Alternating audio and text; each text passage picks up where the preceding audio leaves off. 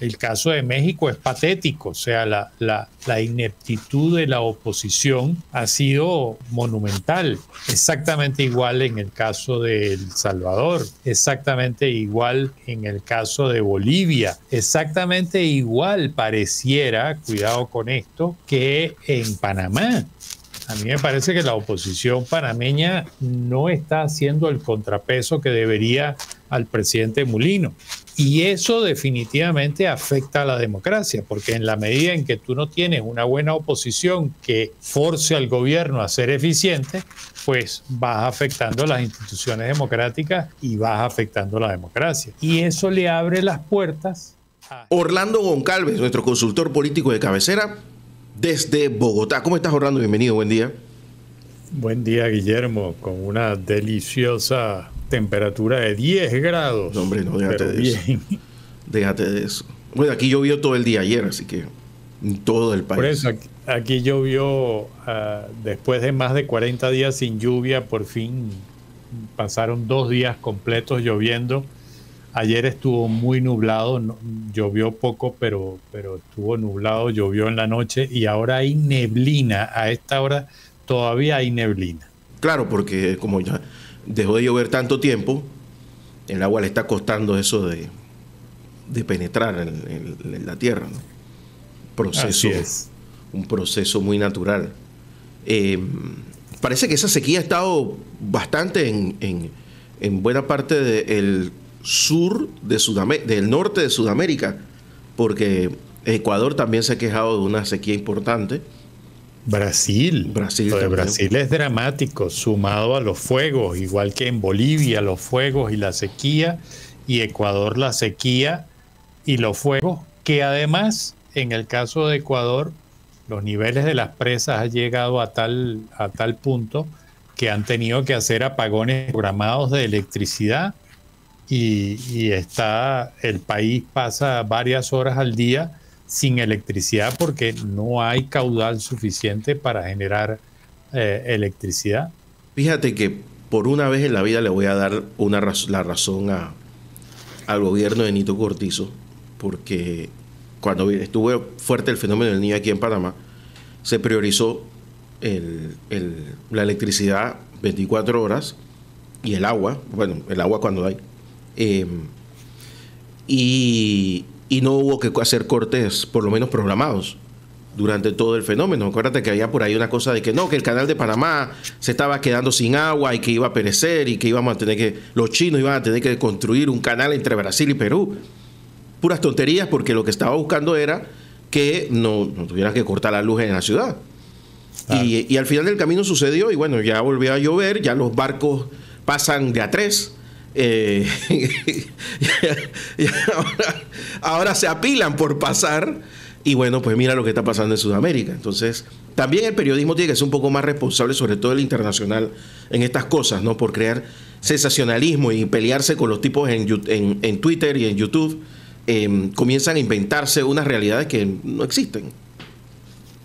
Realidades paralelas. Claro, son fenómenos climáticos que si agarras un buen libro, una buena hemeroteca, te das cuenta de que cada cierto tiempo pasa, a veces con más severidad que otras, ¿no?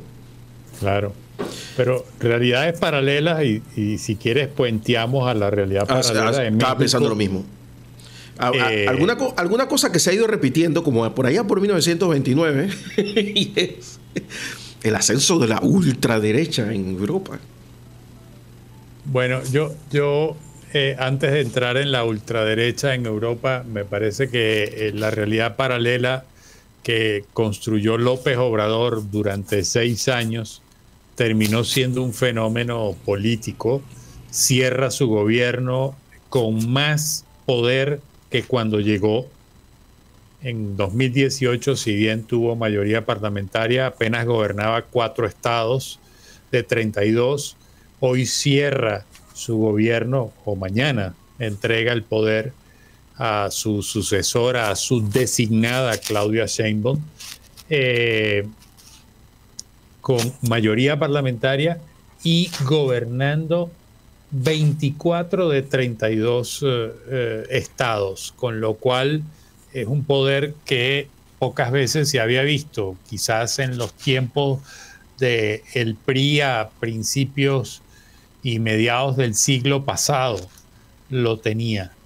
Y esto lo logra en apenas 10 años. El partido de López Obrador tiene apenas 10 años, fue fundado en 2014, lo cual replantea, o habría que replantear, y es aquí lo enlazo con el tema de la ultraderecha, habría que replantear claramente que definitivamente la política cambió, como ha cambiado el mundo, las sociedades están cambiando, pero hay algunos dirigentes políticos que se niegan a entender esos cambios y que no logran visualizar cómo llevar adelante su proyecto político.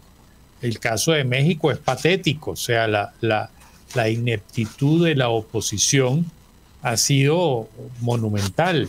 Exactamente igual en el caso de El Salvador, exactamente igual en el caso de Bolivia, exactamente igual pareciera, cuidado con esto, que en Panamá.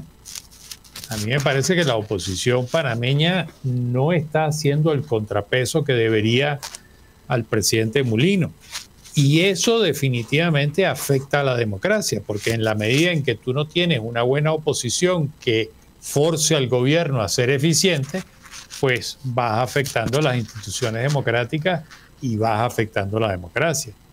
Y eso le abre las puertas a gente como los de Austria, que la ultraderecha logra ganar una elección, bueno, gana la elección, sale de primero, ahora falta saber si logran hacer gobierno, lo cual pareciera ser que está en duda, porque como que el resto de las fuerzas políticas pareciera, por lo menos en Austria, que se asustaron. Ah, caramba, sí lo lograron, sí hay gente que respalda a la ultraderecha. Entonces, discursos nacionalistas, antieuropeístas, homofóbicos, que están calando, eso para quienes nos gusta la política y quienes la estudiamos, es un síntoma preocupante y hay que adentrarse a entender qué es lo que está cambiando y qué es lo que lleva a la gente a hacer esas apuestas que son una incertidumbre total. El pensamiento prusiano, que es el que se ha impuesto en Alemania en los últimos 200 años, no es muy diferente del pensamiento austríaco. La única diferencia fue que unos perdieron la guerra y los otros la ganaron y se quedaron con el resto de lo que hoy es Alemania. Pero tienen el mismo pensamiento. O sea, no te digo que sea bueno o sea malo. Si hay un alza de los grupos de ultraderecha en Alemania, lo más seguro que lo haya en Austria. Eso no lo entiendo. Pero quería volver a lo de México y Panamá antes de seguir por allá. Porque me gustaría analizar contigo esto. Yo he hablado con mucha gente que me dice, no, él habla mucho, no sé qué, eso no le gusta. Mira, del libro, los espacios comunicacionales hay que llenarlos todos con política, todos, hasta el más chiquito. Funciona siempre, desde hace mucho tiempo. López Obrador hay que darle el mérito de que durante su sexenio como alcalde, esas mañaneras también eran muy efectivas. Así es. ¿Entiendes? Y eso lo puso en el ámbito nacional. Claro, cuando él llega a hacer las mañaneras al Palacio Nacional, te digo una cosa, Orlando, ya la gente estaba acostumbrada, lo esperaban. Pero más allá de eso, hizo 1.423 mañaneras en 6 años, que no es poca cosa. En promedio duran entre 2 y 3 horas, así que una buena parte de su periodo se lo dedicó a hablar. Se calcula que dijo unas 150,000 mentiras, falsedades o imprecisiones a lo largo de 6 años. O sea, Trump es un niño de pecho al lado del señor López Obrador. Cuidado que son más. Ahora, el tema es que haciendo lo que hizo con las mañaneras, él ponía la discusión de lo que se hablaba, se discutía, se decía en el día. y él manejó la agenda mediática del país y la discusión pública era en torno a lo que López Obrador decía o dejaba de decir. E inclusive los medios que le criticaban de alguna manera entraban al juego también, porque hablaban sobre lo que decía López Obrador. Entonces, él logró construir una realidad paralela y esa realidad paralela la gente se la compró. Y se la compró porque de nueva vuelta lo veían como el héroe, porque por un lado en las mañaneras castigaba, hostigaba a sus opositores, y por el otro lado hizo dos cosas que tuvieron un gran impacto. La mayor subida del salario mínimo jamás vista en México, duplicó el salario mínimo, y dos, aumentó los programas sociales y 42 millones de personas reciben apoyos del Estado, los cuales además manejó políticamente, y sumado a eso tienes las famosas transferencias monetarias, que las amplió en más del 55%, con lo cual un porcentaje importante de la población en México recibía dinero de manera directa. Entonces, alguien que, uno, me reconoció que yo era pobre, dos, que me sacó de esa pobreza, me sacó de ser miserable, porque no era solo que yo no tenía dinero para comprar algunos alimentos o cubrir mis servicios, sino que al ser tan largo el periodo en el que yo estuve en esa situación, yo tenía un tema emocional de sentirme desvalido, de sentirme menos persona, y él me dignificó dándome más ingresos y dándome más dinero. Eso transformó a esas personas literalmente en feligreses y en fanáticos de López Obrador, y eso es algo que la oposición nunca entendió. Bueno, dos cosas. Primero, Orlando, te pido efusivamente, Diego, que te pongas el micrófono en la mano, porque dice que se está haciendo roce con el abrigo y él va a tener problemas después. La verdad, acomodé el audio. Sorry. La otra cosa que te iba a decir era de que, mira, a mí me cuesta conseguir logros tangibles, que se puedan tomar, que se puedan medir de López Obrador. Pero es que el tipo no solamente le cambió la agenda a la oposición, le anuló la agenda a la oposición, le anuló la agenda incluso a los más poderosos medios de comunicación. Ahí no hubo un todopoderoso periodista que lograra sobrevivir. Revisa los medios de comunicación y ya no hay estos periodistas que tú ves que se han enquistado en cada país, que son todopoderosos, que van donde los políticos y piden y dicen, bueno, mira, si no hay para mí, ya sabes, se acabó, ya no hay ni uno. No, pero además de eso, evidentemente chantajeó a mucha gente, evidentemente presionó a mucha gente. Los expuso públicamente en las mañaneras, y la labor de la oposición la hicieron algunos medios y algunos periodistas, López Dóriga, el Molet de Mola, todos terminaron tirados en YouTube. Así es, porque los medios tradicionales no quisieron pelear con el gobierno y lo sacaron. Entonces, ha sido muy, muy, muy complicado este tema, y lamentablemente los políticos de la oposición, a pesar de que le ponían en bandeja de plata, estos medios le ponían en bandeja de plata casos de corrupción, casos de abuso de poder, nunca actuaron, nunca se pronunciaron y por supuesto nunca contrastaron. No entendieron que el juego había cambiado, no entendieron que era otra la manera de hacer política y bueno, ahí tiene el resultado. Termina su periodo con más poder que cuando llegó en 2018. Parece una tontería, pero ese traslado de Los Pinos al Palacio Nacional le dio un matiz diferente. El Palacio Nacional que no ha ido a México, el Palacio Nacional de México está en el centro de la Ciudad de México. Pero no es un centro cualquiera, es un centro de gente de clase media baja o pobre, frente al Zócalo, donde la gente para manifestarse por cualquier cosita va ahí. O sea, tienes a la gente al frente. Los Pinos estaba por Casa del Rayo aislado y eso era como un búnker y tú quedabas totalmente desconectado de lo que pasaba en la realidad.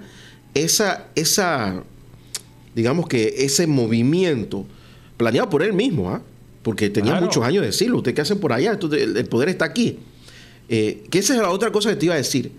Detrás de López Obrador sí ha habido alguno que otro estratega, pero es que el López Obrador que yo he conocido es él, o sea, el estratega es él.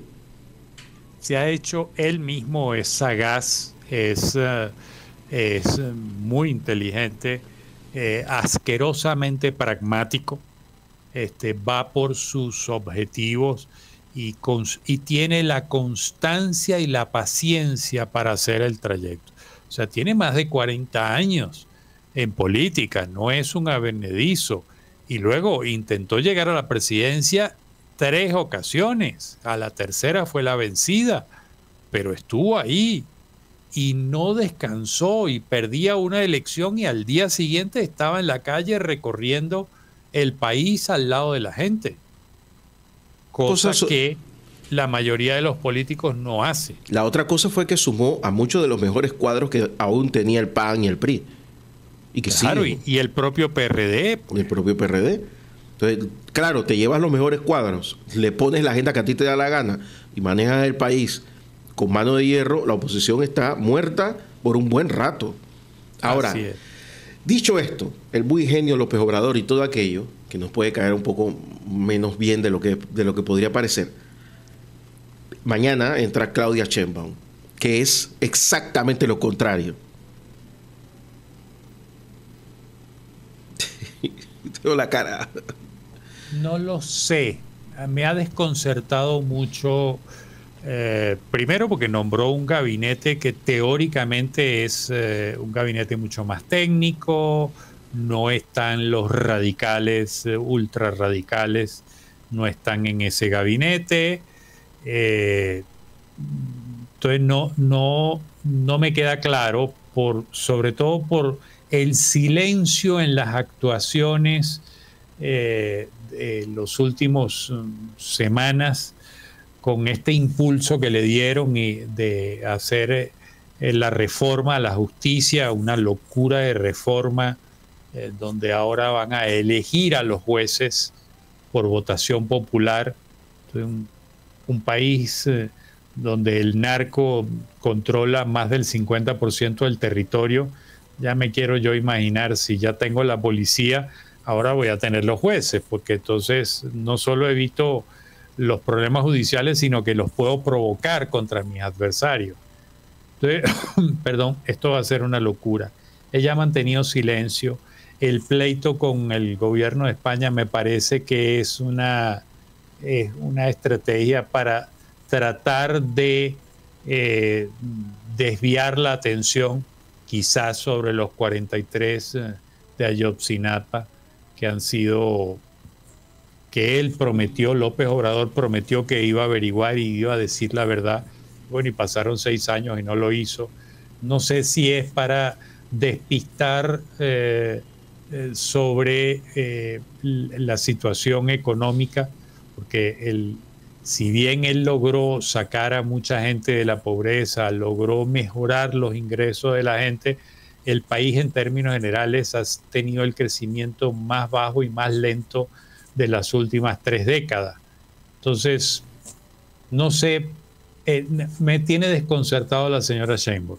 Bueno, fíjate que con todo y el desastre de Nito Cortizo y Varela, el Producto Interno Bruto panameño per cápita es mayor que el de México. Eso te dice más o menos cómo le fue de bien a López Obrador. Y tenemos un país, México es un país hoy por hoy que está gobernado en parte por el gobierno.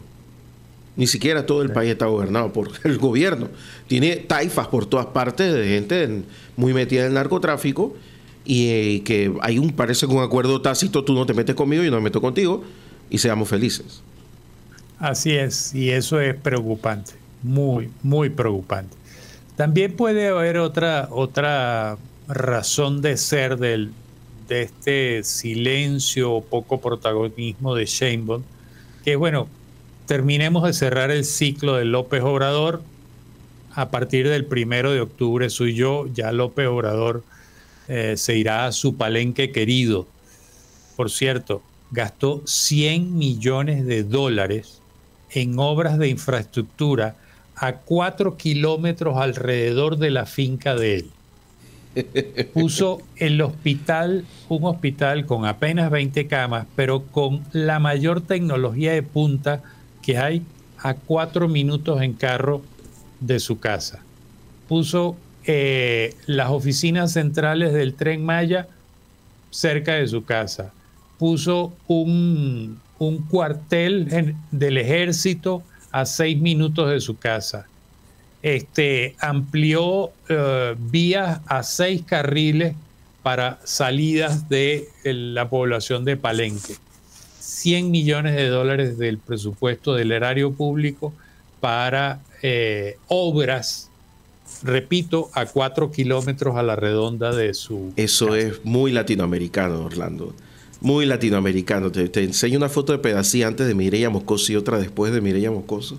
O de Boquete antes de Pérez Valladares y después de Pérez Valladares. Muy latinoamericano. Es que, bueno, le des cariño a tu pueblo de una manera extraordinaria. Yo, no sé, yo creo que bueno, es parte de eso, ¿no? De que yo quiero sentir que todavía tengo algo de poder después que me fui del poder. Porque la gente termina agradeciéndotelo, ¿ah? La gente del pueblo te trata como si fueras el rey. Claro, pero si el costo de la tierra se ha incrementado en más del 50%. Siendo el rey, pero en tus cuantos kilómetros cuadrados, ¿no? Las propiedades se han revalorizado enormemente. El patrimonio de cada quien aumentó hasta 50%. Oye, no nos vayamos muy lejos. Nuestro amigo Uribe el rey de su ciudad. O sea, es muy latinoamericano, muy latinoamericano. Oye, nos fuimos de la ultraderecha. Yo no le tengo miedo a esto que le llaman la ultraderecha, porque me parece que es vegetariana, tú sabes. No es esa cosa carnívora de los años 20 del siglo pasado. Y lo mismo la ultraizquierda, o sea, tú que escuchas a Monedero y tú lo escuchas y tú dices, no, pero es que este tipo no, ahí no hay tanto en ese cerebro. Yo le tendría miedo a algo más estratégico, que no lo he encontrado todavía. A ver, el problema es que esto puede terminar siendo una bola de nieve. Eso es el drama.